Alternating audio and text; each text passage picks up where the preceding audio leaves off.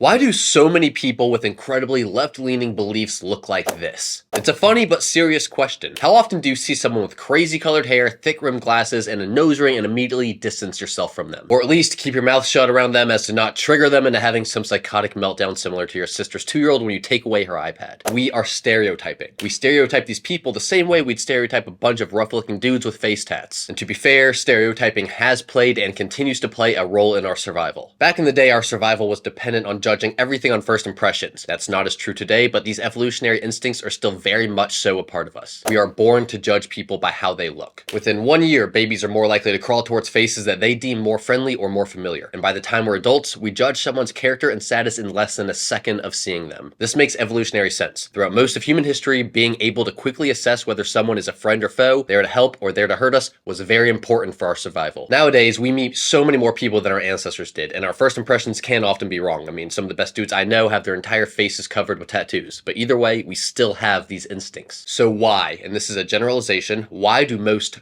normal people feel uncomfortable or in some cases outright dislike being around your typical rainbow-haired, smelly-looking, out-of-shape, stereotypical-looking leftist, even without knowing their political leanings? The same reason as our ancestors.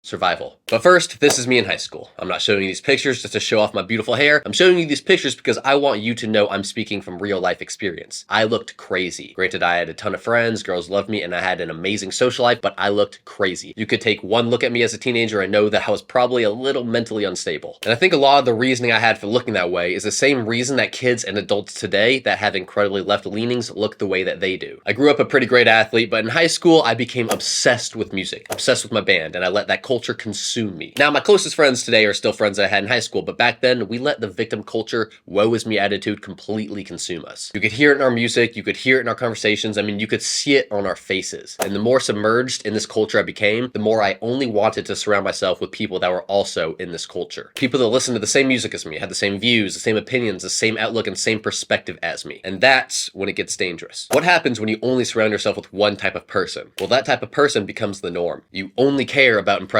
that type of person. You get so stuck in this echo chamber of ideas, beauty, values, morals, ethics that you eventually only see all those things through such a narrow window. As an emo kid, I thought I looked sexy as hell because the emo girls loved me. I didn't care about anything, and because that cute emo girl loved me and that emo dude that was 2 years older than me thought I was cool, I thought I had the coolest outlook on life. And that is the same bubble, the same echo chamber, the same cognitive prison that these rainbow-haired, stereotypical leftist-looking individuals live in. Now, I only say this so that you understand. To them, they don't look insane. To dudes in that group, their weird hair, nose ring, out of shape, greasy appearance mixed with cringy male feminism is the norm. It may even be what puts them at the top of their social hierarchy in their little bubble. So because different communities and social circles create vastly different versions of how one thinks they should present themselves in public, is it okay to stereotype based on these presentations?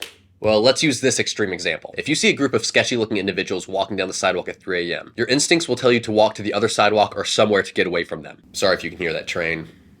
Your instincts will tell you to walk to the other sidewalk or somewhere to get away from them. That stereotype could keep you away from danger. This is just a form of reasoning, because this plus this has often led to this, or in this example, a sketchy group of guys plus 3 a.m. plus being alone has often led to a bad outcome for you or for others. Your inductive reasoning tells you to avoid this situation. Now, similarly,